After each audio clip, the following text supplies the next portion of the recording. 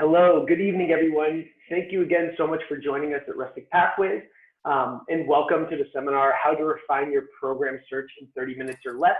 My name is Stan Barron. I'm coming to you all from Northern California, San Francisco Bay Area specifically. I work here half the year helping parents and teachers and students find the right programs for them for Rustic Pathways in all the countries we work in. And the other half of the year, I'm on the full-time Costa Rican staff where I am managing some of our programs there. Great, and my name is Alex Biddle. I have a really similar job to Stan's, but I'm on the East Coast, coming from Portland, Maine today. And then I also help manage our summer programs in the Dominican Republic. So a few of our global program experts, Emily, Holly, and Marisa, are also going to be joining us this evening. They're going to be answering a few questions for you all using the Q&A function. So if you want to ask a question, scroll to the bottom of your screen and click where it says Q&A. Type your question there and click send for Emily, Holly, or Marisa to answer a question during the presentation. You can make it anonymous if you want, and then Stan and I will be answering more questions at the end. Awesome. And by the end of this webinar, you should have the info you need to evaluate which Rustic Pathways program is going to be the best fit for your student. Some of our global program experts, as we said, will be available afterwards if you want some help enrolling as well. But first, what else we're going to cover on this call? We're going to talk about Rustic Pathways. We'll talk about the no stress travel policy, comparing experiences, evaluating destinations, how to get your students to maximize their summer. We'll talk about scholarships and fundraising. We'll talk about how to enroll. We're actually going to walk you through at least the initial steps of how to get the enrollment started. And then at the end, as Alex said, we'll have some time for questions. Awesome. So at Rustic Pathways, we believe that travel is an essential part of every education. We believe that it aids in the creation of non-cognitive skills like grit, intercultural competence, and humility. And at Rustic, we really believe in creating opportunities for students to positively impact the communities that we work with around the world. We want to do that by developing long-term relationships with our community partners and working together to identify and support year-round service projects in those communities. And it's great because students support that work, as does our nonprofit, the Rustic Pathways Foundation. Awesome. So to jump right into it, the no stress travel policy, this is a great policy. At Rustic Pathways, we know that life happens to us too. And you may be signed up for a program, excited to go, and then that last minute event comes up or family commitment comes up and your student isn't able to travel. The no stress policy basically lets you put that travel on a pause. So if you've paid for the program, it's a couple weeks away and you decide, oh no, I can't travel. The program funds we are able to save for you, kind of like credit, and you have through the next 2 years to use that money towards the same trip or another Rustic Pathways trip of your choosing. Again, we know life happens. We want to make it simple for you in case anything comes up last minute. And we have a lot more information about that on our website as well. Next, we're going to talk a little bit about comparing the different types of experiences we have at Rustic Pathways. Whether your teen is a service buff, maybe they're an adrenaline junkie, their first time traveling, a future educator, a change maker, an environmentalist, the list goes on. We have the right programs for your students. Great. So now we're going to show you a nice feature on the website. Great. So if you go to our website, rusticpathways.com, and you hover over this button called Find Programs, you're actually able to filter for the kind of program you're looking for. So maybe you're looking for a program that's for aspiring doctors. You can click on that and it will take you to a program page with lots of programs for aspiring doctors. Awesome. Yeah, and yeah, Alex, if you don't mind bringing us back, you know, me, myself, I'm a big service buff. The program I manage in Costa Rica is very based in community service. So as you can see, she's hovering over Find a Program, get into the service bus section, and by clicking on it, you can see the programs that are going to be generally more intensive of service. A larger % of the time is going to be focused on community service. They'll have high hours, right? Really good if you have a school, or your teen has a school service requirement. One, for example, little shameless plug, Summer Camp Leadership right there at the top. That's my program. It's an education program where your students get 55 hours of community service, so very service oriented. Great. Or maybe you're someone who's looking for more of an adventure. So that's a great thing that you can do, and you can click on Adrenaline Junkies right there. So that has more rugged programs. You can find, programs for athletes, for trailblazers, some of our more rugged programs. You can do an off the map program, going to Mongolia, or go to Alaska or somewhere like that as well. Definitely. There's something as well that's relatively new at Rustic Pathways. We've always had meaningful programs, but we've just classified some critical issues programs. So you can see Alex is hovering over there, clicking on critical issues. These are amazing programs that essentially are trying to tackle some of the biggest issues that are faced in our world today. They cover topics like climate change, gender and racial inequality, poverty, a lot more. If your student is looking for, academic is going to be the wrong word, but maybe something that's a little more intellectually stimulating, something they can really sink their teeth into, a problem that they really want to solve, I would recommend these programs. They're fantastic. Great, thanks, Dan. And then you can also go to one of our Base House programs by clicking here. So our Base House programs are really good for first-time travelers, and it's the international experience with all the comforts of home. And then we also offer a bunch of other programs, and by hovering here, you can click into so many different things. If you're a change maker, an environmentalist, a future educator, you can click right onto there. Nice, and Alex is actually getting at something that I love about Rustic Pathways too, is the types of service, right? You've heard us mention a couple different types of service. It's not just relegated to one style of project.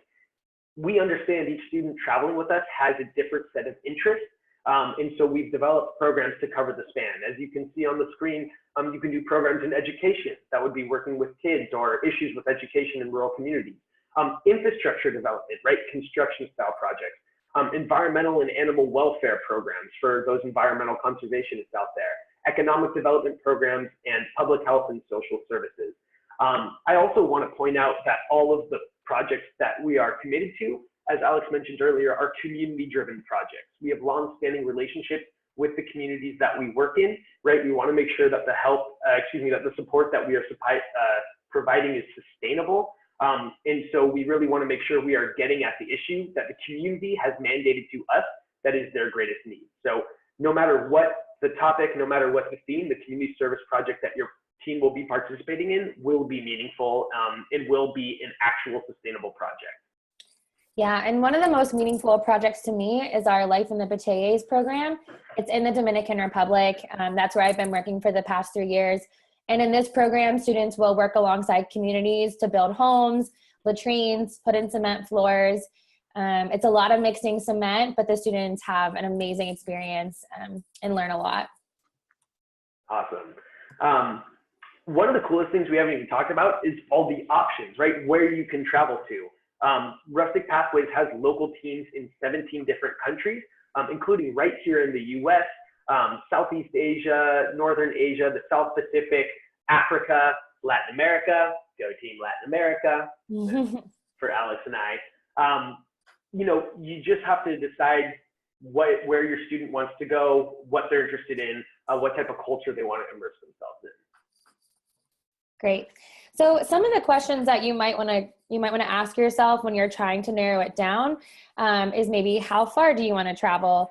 Like Stan said, Rustic programs could take you across the world to places like Laos or Myanmar in Southeast Asia, or maybe you want to go to Australia or Fiji in the South Pacific. And then ask yourself how far off the beaten path you're willing and wanting to go. For instance, like I mentioned earlier, we have some programs that are considered off-the-map programs. So those happen in places like Mongolia, Alaska, Cambodia, Cuba, and Peru. So these are going to places that tourists do not visit. And it's a really amazing experience for you to disconnect and really get to those places that are off the beaten path. And then if you have any dietary restrictions or allergies, in most places we can accommodate you. But let's say you have a severe peanut allergy, then we're not going to send you to Thailand most likely, which has a lot of nuts in the cuisine. So you'll work with one of our medical advisors to make sure that you're going to be safe on the program you choose to go on. Absolutely. Now, if you're looking for inspiration, right, one of the coolest things, if you're on social media, and I recommend you check it out, is our Instagram page. I'm on it constantly just because the pictures are so beautiful, but also this is a really good way of kind of getting yourself in the eyes of our students and our staff. Almost all of these photos taken on our Instagram account are by students and by staff. So you get to see firsthand what our students are participating in, where our staff come from, what type of atmospheres they're working in. Specifically Australia, it's a beautiful place. It has some of the coolest photos and some of the most beautiful places to travel. But anywhere you go, you can see throughout there that we have really good options. Also, if you haven't done this already, you can request a free catalog. We have a beautiful curated catalog that is made easy to digest and read. You can have it at home. I actually just have one on my coffee table right in the other room just because it's a beautiful picture book. But it gives you all the information, leave dates for programs, pricing, etc. It's a really good resource. And if that's not enough, I'm going to plug actually what Alex and I do for this half of the year. We have people like us all over the world, definitely all over the US. And we are also available. Talk to your students. If they're interested in having us come to their school, we can set up lunch visits through the counseling department to offer more information, to be on hand. We can speak at clubs if they have friends who are interested. We can even set up home visits. If we're in your area and maybe you and some friends have some questions and just want to put a face to the name of Rustic Pathways, contact us and we can schedule a visit to your home. Awesome. Great, thanks, Dan. So if you're looking to maximize your summer, at Rustic Pathways, we design programs to combine with one another.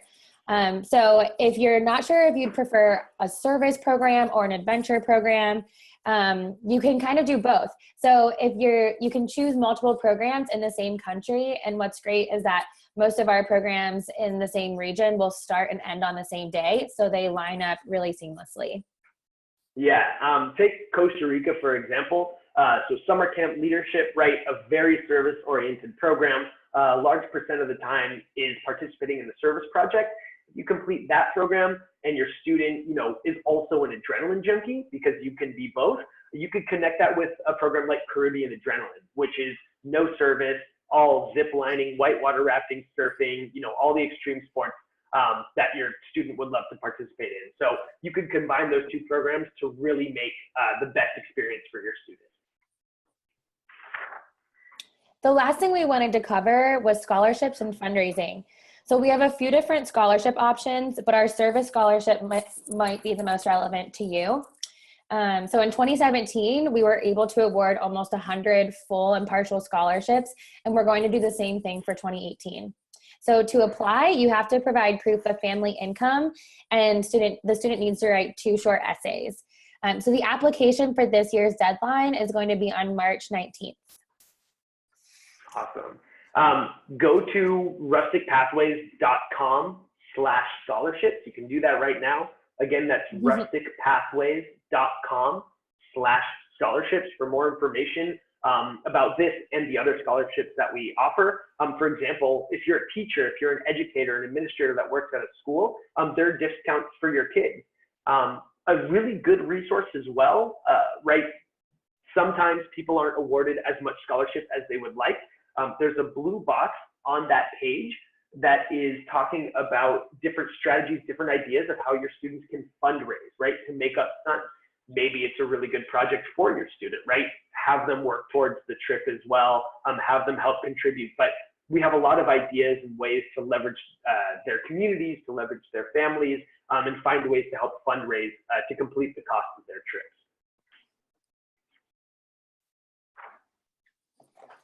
Great.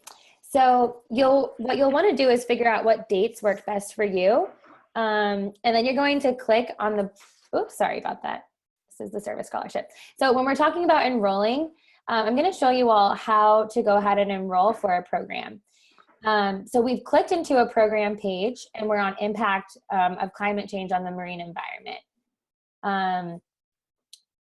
So for this session, it's only offered for one date and it's very limited, but we're going to click into it and try to get onto this program.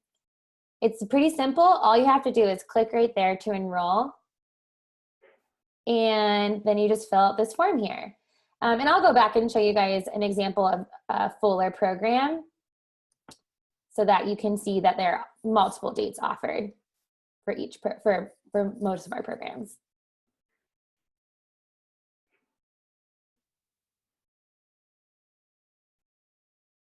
There we go. So you'll see that there are lots of dates offered for this program, Intro to Community Service in Fiji. And you can choose the one with the dates that work the best for you and click right into that and then go ahead and enroll.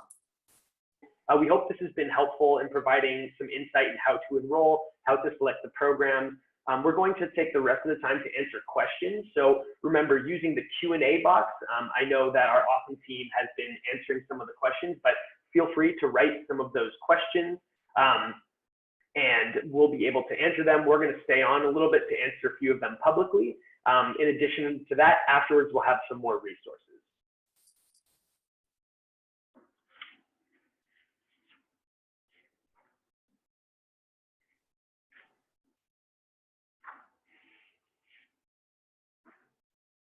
All right, so we have a question popping up here. There's a good question about how to get local references. That's a fantastic question. We actually have a network of families, parents, and teenagers who have traveled with us for the past many, many years.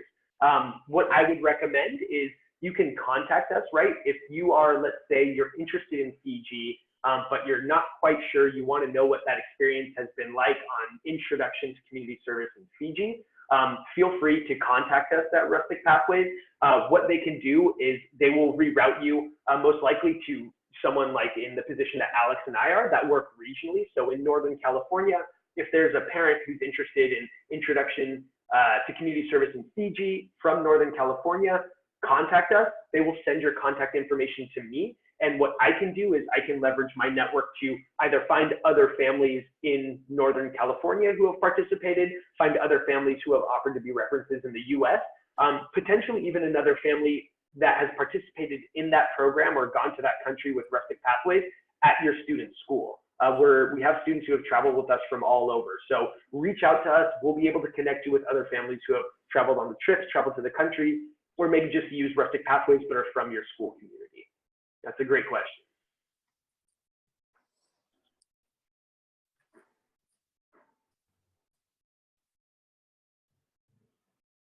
Let's see here. Another question just popped up. Can students of the same sex room together? No. At Rustic Pathways, we have a couple of policies regarding that. First of all, every program, students are getting their own bed, and we are doing our best to divide the genders, right? We want to make sure that your student is comfortable traveling on the program. We will always have enough accommodation for your students so that they're housing with the other students where they feel comfortable. Let's see, another question that pops up. Alex, maybe you want to take this one. What kind of accommodations do the students sleep in? Yeah, that's great. So it kind of depends on each program. We have some programs where students are camping, so maybe that's more of an off-the-map program. And then there are other programs that are base houses. So I kind of mentioned that earlier, but they're a facility where it kind of feels like summer camp. Students are divided by gender in like a dorm-style room, bunk room, and then they'll have like a bathroom for girls, a bathroom for guys. Sometimes they're staying at a volunteer headquarters. Other times they're bouncing around to different eco lodges and small hotels. And it really, really just depends.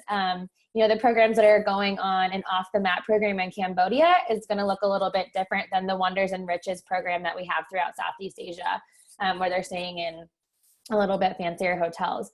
So it really just depends on the type of program you're looking for. And if you have specific questions about that, our global program advisors are really, really wonderful, and they can help answer all those questions. And we'd be happy to talk to you about the specific accommodations for each program that you're interested in. Absolutely. Another question that came in, Stan, what does 60 hours of service in a 16-day program feel like? 60 hours of service is a lot of service. Specifically for my program that this may be referencing to, you're running a summer camp. So it's a lot of, some of the planning time initially is counted, but then a lot of it is 6 hours a day of summer camp. So planning the activities, actualizing them, being with the Costa Rican student. But keep in mind, right, maybe your student is on a service program that's more oriented towards infrastructure development, that's more construction style projects, right? We're not going to be forcing your kids to be working from the wee hours of the morning to late at night. We understand that, we want to be safe in the work that we're doing. We have on site at all the programs, we always have local personnel who are trained, like a local architect, local construction team, who can help us. First of all, make sure we're practicing safety, make sure that we are giving your students plenty of water breaks, right? So in a program that maybe has 20 hours of community service that is more related to infrastructure development and construction, generally what they look like, in the morning, they're doing 3.5 hours of service, a nice break for lunch, to not only eat, drink water and rest, and then they come back in the afternoon to complete maybe another 3 hours of service. But again, we want to make sure that we're being very safe. And let's see here, another question. How do kids get treated when they are sick?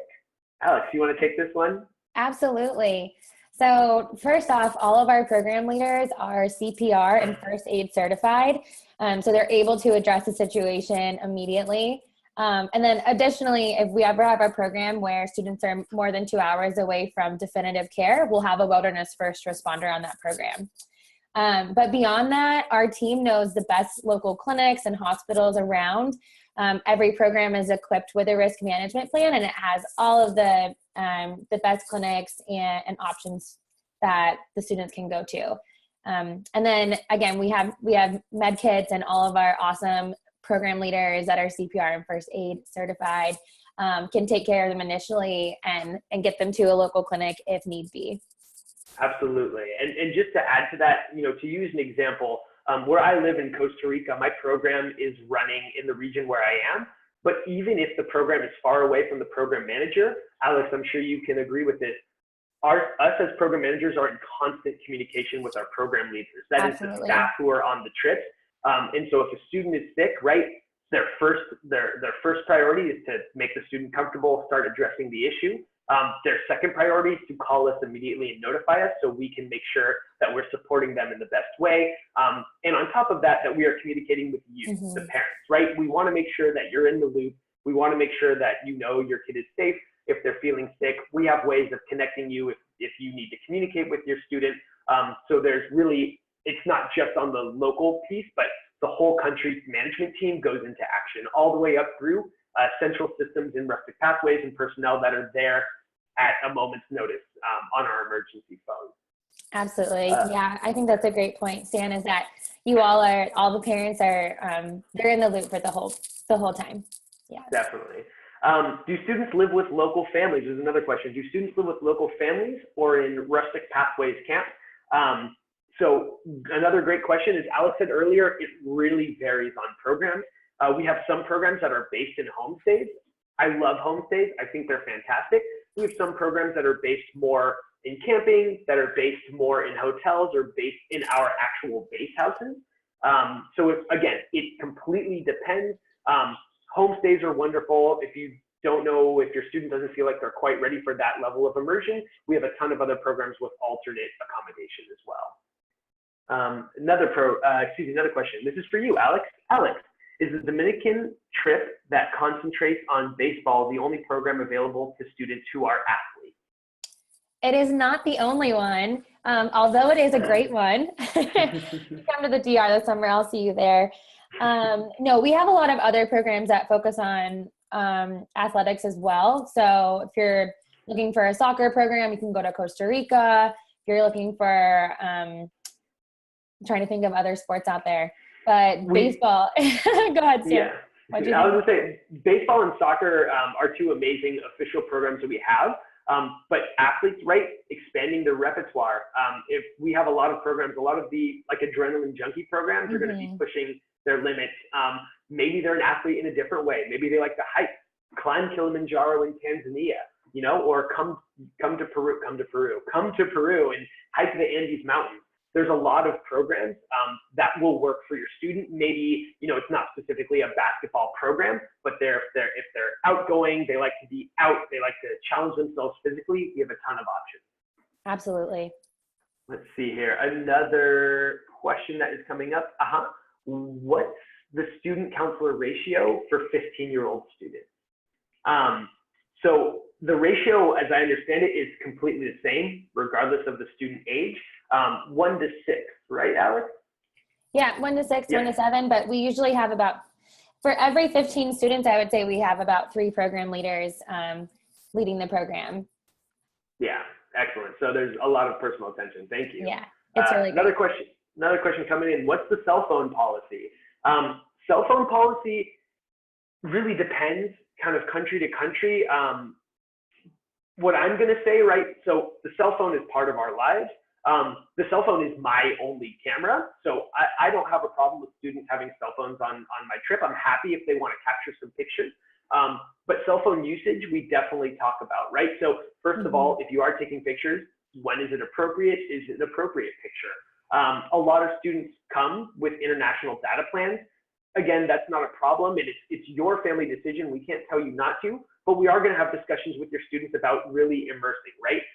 When you're looking through the world in a box that's this big, you miss everything else. So I usually have a conversation with my students, with my staff, about just responsible cell phone usage, right? The students who are coming to us, obviously they're interested in having an experience. Otherwise, they wouldn't have come all this, all that way.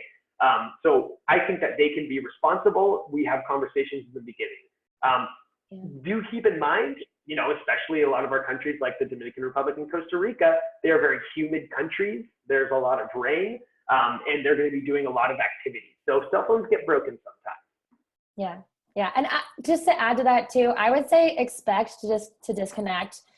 We really want you to be in the moment. So anytime we're at meals or doing a group discussion, group activity, community service, the phones will pretty much be away. I would say, students will check in maybe at night before they go to bed, but the rest of the time they're going to be busy having so much fun that hopefully you kind of forget about your phone for a little. Exactly. I've gotten 3 questions that actually relate to each other. So Alex, if you want to start this off. So about phone time in general, can students make calls? How do parents communicate with their kids? And do they have phones or access to computers? Okay. Well, I think this is all kind of going under the realm of communication. So we have people on the ground taking, the program leaders are taking photos of your students. We'll do a couple group photos per program. And then someone from our country team will actually be emailing you updates throughout the program. So you'll be able to expect about 1 email update per week that your student is on a program. And then that person is able to communicate with you as well via email and give you updates.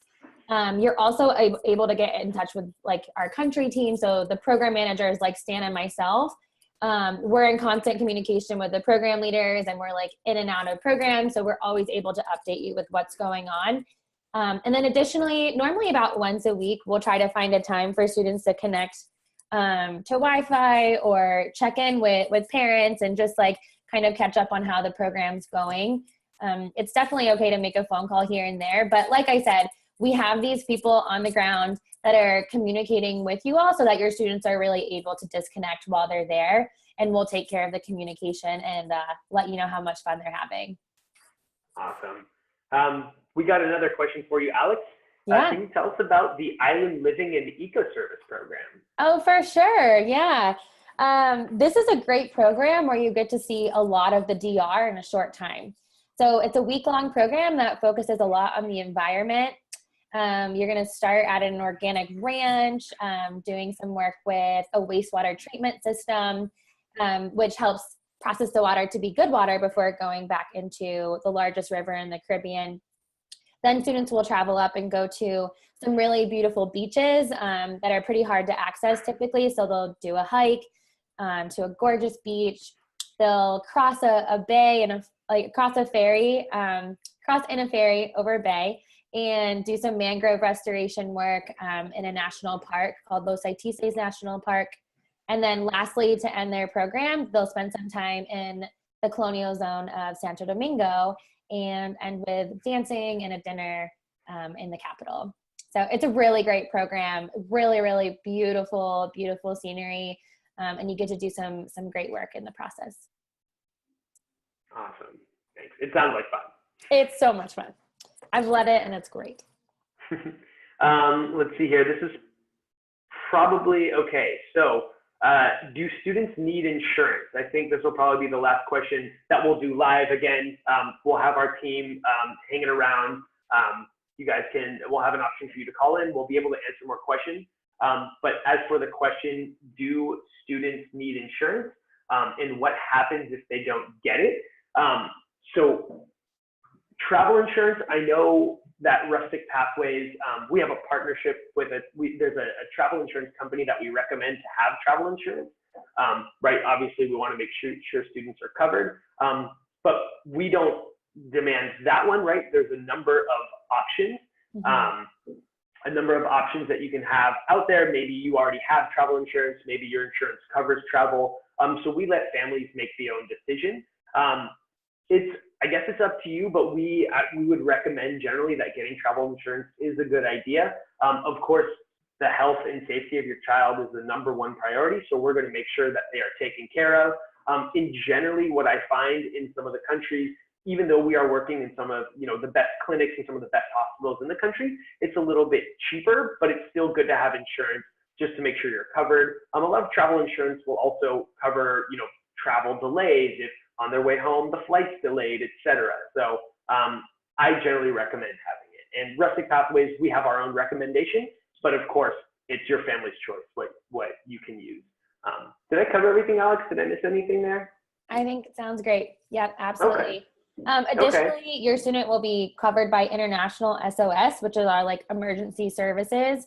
So this is something a little bit separate than insurance, but this just means that if there were any type of emergency on the ground, that this is our service to help get us out. And they're also a great resource in just advising if there's a better clinic to go to, or if there's going to be a natural disaster coming and what the best plan is. Okay, and we're always monitoring that. Yeah, exactly. Because we're having so much fun, we're going to do one more question, but this will be the last one that we're going to answer live. DR is popular, Alex. Can you tell us about the Marine Life and Coastal Restoration Program in the Dominican Republic? Absolutely. So I manage this program in the DR. It's a 2-week program, and students will be working with a local nonprofit called Fundamar. So Fundamar works to really restore the coral reef population. So students are doing a lot of projects in the water and outside of the water to help the coral reproduce on its own. We also do beach cleanups. We do work with turtles and go on a night walk to look for baby sea turtles. Talk to a really awesome man named Negro who is working with the sea turtle populations. Additionally, students get to go up to Los Pathways National Park, where the Island Living program goes, and they also get to work with mangroves up there, doing some replanting in a once deforested area. So students are really, really seeing a lot. They spend a lot of time on boats. They're going on outings to look for dolphins and stingrays and turtles and manatees. And it's a really amazing program. Students are staying in a small base house in the small town of Baijibe. We'll have a cook there, and they eat lots of local food and really get to know the town really well. It's a pretty stationary program, so students really get to connect with the local community. And it's managed by Alex Biddle, and I can vouch for her. Thank you so much for joining the webinar. Please feel free to get in touch with us at the number and the email you see on the screen right now. We're always more than happy to answer any questions that you have. So thank you so much, and we hope to see you this summer.